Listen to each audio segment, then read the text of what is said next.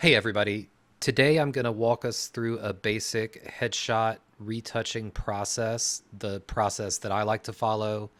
I think this will create hopefully a foundation for you to begin with, a series of steps to follow as you begin to figure out, which process works best for you.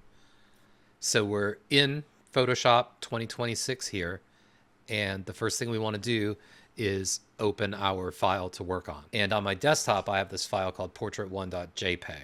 I can see that the file suffix or file type is JPEG, JPG, but I want to open it in the Camera Raw editor. If you've already shot it in Camera Raw, NEF format, CR2, ARW, whatever the suffix of that RAW format is, if you've shot your image in a RAW format, it will automatically open in the RAW editor. Over on the right-hand side, you see the order that Adobe proposes that you do your workflow in. It's a good way to work from the top and go down. The first thing I do is click Auto. It's usually a good place to start. It pops that contrast in the way that I like. Under Profile, if you opened your file from an original RAW format, you'll have a variety of color profiles you can choose from here. Adobe Color, Adobe Portrait, Adobe Landscape, etc. This file is a JPEG, so it has a limited number of profiles that we can use. So I'm just going to leave this one alone and move on to Light. Under Light, we find the changes that the Auto button made. So I could change any of these sliders however like, in whichever direction looks best for whatever I intend as my starting point. The next thing I look at is color, and that's the white balance. You would have more options in a RAW format, but with JPEG, you've got as shot, auto, and then custom. You can change it to whatever you want it to be. You can use the dropper to select a white point, but I think in this case, I like as shot. There's other things you can do in the Camera Raw editor, but at this point is when I like to get into Photoshop. What you want to do to maintain non-destructiveness in your Photoshop work is to copy your background layer, and you do that by dragging it down to the square with the plus in it. I double click it and name that layer working, and now I can turn off that background layer and it's always preserved. I'll go ahead and save the file now. Over there to the far right, you see that asterisk. That means that there are unsaved changes in your file. And so I go ahead and save it here.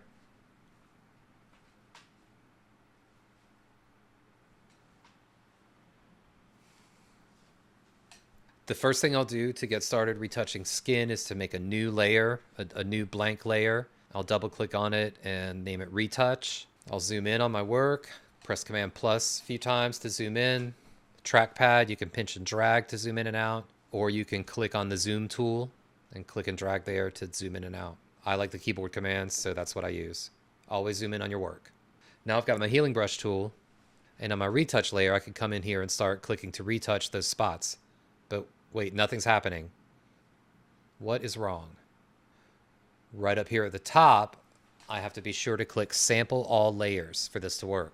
This way, the tool will use information on layers beneath to do its retouch. So now when I come in and use my retouching brush, you can see it change. Then I just kind of go around and start retouching. Command Z if you need to undo anything. I don't like the way this looks. If you want to sample from a specific area, I'm going to choose the healing brush tool instead of the spot healing brush tool. That in that dip inner lip, I want it to force it to sample from that highlight just above. And so I go up there, I choose the healing brush tool. So press Option and click and drag around there, and I get a much nicer effect. I'm going to feel like I touched her lip a little bit, so I'm going to go back and fix that. To check where I'm at, I like to look at my history panel, where I've come from and where I'm going to. Get some stray hairs. Command 0 brings it all back on screen. So there's retouch on and retouch off. Retouch on and retouch off. Now we'll move out here to the hair. Hair is very difficult. So I'm going to go through this basic process. That'll give you a good place to start. And what that is the same thing. I'm painting out the hair with one of the healing brush tools. The wild ones out there, further away from her head. Don't go too far into her head. It'll start to sample too much and get confused. With hair especially, you might consider using the remove tool. Up at the top again, make sure to choose sample all layers. I'm going to make the brush a little bigger, clicking my right square bracket. This is one of the generative AI tools. One tool will work better than another, depending on what your needs are. This one keeps getting better. Hair is, really difficult, and I'm happy this one exists. Makes it a lot easier. I'm just clicking and dragging over the strays. It's doing a good job of taking them out and mixing, with the background. I'm not trying to get this perfect, just kind of give us a good cleanup. You'll have more success in little chunks than in long streaks because of the healing application or whatever. The remove tool gets confused. So yeah, little spots at a time, being real careful with the edges of her knuckles. See how I took out the top of her knuckle? If you're getting too much or too little, don't be afraid to zoom in. Always zoom in. See how I have a pretty hard edge on this brush? Right, because the edges of her knuckles are pretty well defined. Command 0 brings everything back on screen. It's not a great job on the hair, but I'm going to call it there and say it's good enough. All right, I've retouched her hair, I've retouched her skin. I can press the Option key on the eyeball next to the background layer. It turns everything else off, and so we can see our before and after. Now we're going to get into frequency separation.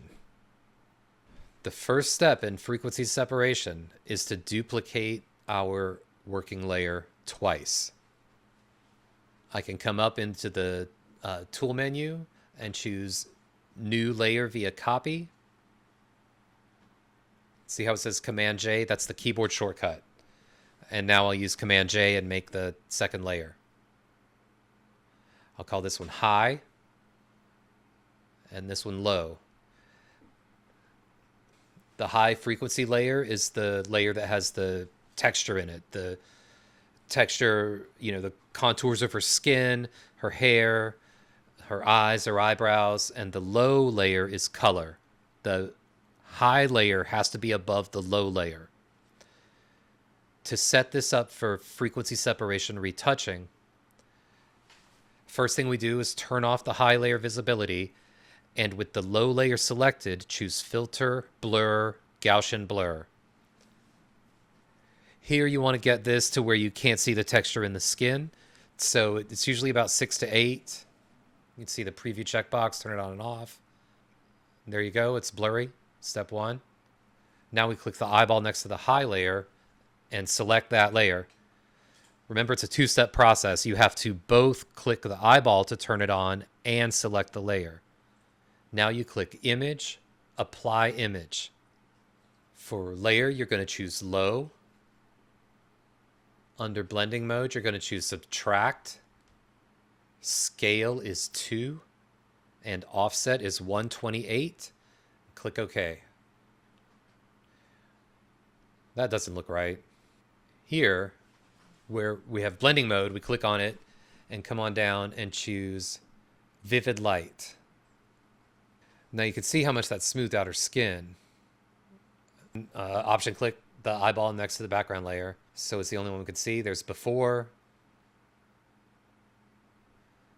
Right, she still has her freckles. She still has that texture in her skin. But it's also softened her eyes and her eyebrows and things that we don't want to do. And this is where we use masks. At this step, the frequency separation is done. But what I want is only certain parts of it to show up. So I have to mask things out. I'm going to shift select both of those 2 frequency separation layers. I'm going to come down to the bottom and click on the folder icon to make it a group. And I'll call it FreakSep. Now I can put a mask on that group and it'll affect both of the layers inside of it. So I turn on the mask by clicking on the mask icon. But it's clear. I can see everything. I see all the blurry hair, blurry lips, things like that. Now I'm going to invert that mask. I'm going to hide everything on the frequency separation layer. And I'll choose Image, Adjustments, Invert. Command I is the keyboard shortcut. Well, that doesn't help. I just turned it all off. Now what I want to do is paint white onto the mask to reveal the frequency separation layers. Here I get white as the foreground color. I'm going to paint on the mask, so I'll use the brush. Up at the top, I have my brush options, including size and hardness. I want a large, soft brush. And now I just start painting white onto the mask. You see how it's being revealed. Come on down. I'll use the left square bracket to make the brush a little smaller. There we go. See how her lips stay sharp, her nose stays sharp, her eyes and eyebrows stay sharp, hair, all that. I'm going to turn this mask on. If I come over and put my cursor on the mask and click it with the option key, I can see that mask on the image itself, and I can paint that white and hit some of the places I missed. Press the option key again to bring it back. I like to leave the end of their noses sharp as I can. There are different methods of doing it. You know, this is the one I like, and you'll discover the others as you progress. If you hit the pipe key, which is underneath the backspace on the right-hand side of your keyboard, it's I think that's the backslash too, but that'll turn on this masking mode where it gives you this pink layer where it's black in the mask. It shows this pink layer. This pink layer does not print or anything. It's just a visual aid to help you to see where you've missed. You know, obviously I've missed a bunch of places here. I had black as my foreground color, and so I press X to flip those and make white my foreground color and paint out some more of this mask. Just kind of get in and soften all these parts up. Get as close to her hairline as I can. Pretty good. We see her arm too, so I'll go ahead and let us see the frequency separation on her skin here. Right, we don't want her arm and her face to look different, to have a different skin texture. Right, and remember I'm painting on this mask. Painting white to reveal the changes on that layer. Scientific accuracy is not what we're doing. We're not doing documentary photography. I'm making it look how I want. I can hit that pipe key again on the right hand side of the keyboard at the top to turn it back off. You can see how much we've softened it with that frequency separation layer. We haven't taken away the character of her face. It looks relatively natural. It doesn't look fake. It can if we want to. If we want to come in and open up that blurred layer again, the low color layer, I could come on and click blur and Gaussian blur again. Start sliding that radius slider back and forth. You see what I can do to it. You can go back after the fact and adjust, you know, to your preference. If we went out to 4, you kind of get more texture coming back. Turn preview on and off. There's 8, 9, get up there, it gets really weird. Down too low, doesn't do anything at all, so 8's where I'm going. I want to see what 10 looks like. Okay. Can't resist. Not real noticeable, but something. I'll stick with 8. Okay, so to do frequency separation, you copy your working layer 2 times. You name one low and name one high. The one on top is named high, the one on bottom is named low. You apply Gaussian blur to the low layer and then choose image, apply image to the high layer with that low layer. Set some parameters, and this is what we get. Made a mask and masked out the parts of that frequency separation group other than the parts that we wanted to make softer. So here we got the before and the after. Before, after. Command 0 brings it all back on the screen. Original, after. Pretty great. So that's probably enough for this one. I'm going to cut it here, and hopefully that's moved you along and given you some of the information you need to get started with frequency separation retouching. Thanks for your attention, and I'll see you soon.